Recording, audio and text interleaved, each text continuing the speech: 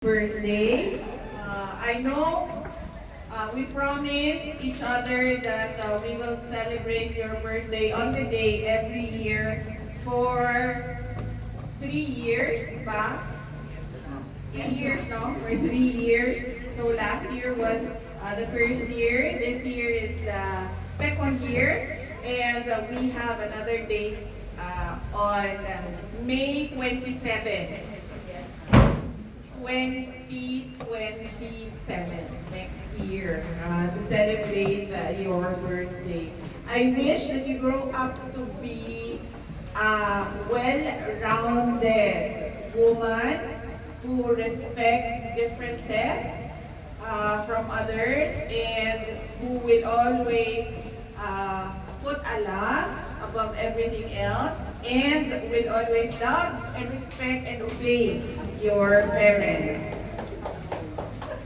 And I wish you always success, good health, and happiness. Two things that cannot be bought by money, good health, and happiness.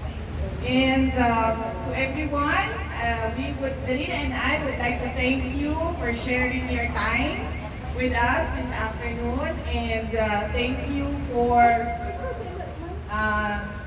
celebrating our birthdays and the blessings of Allah for the past year, especially for Zarina, since siya yung bata pa at lumalaki pa and a very bright future ahead of her.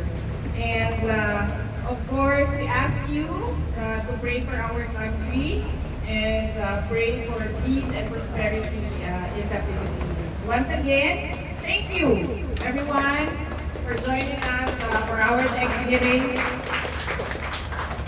Ang hapon kami niyong tanan.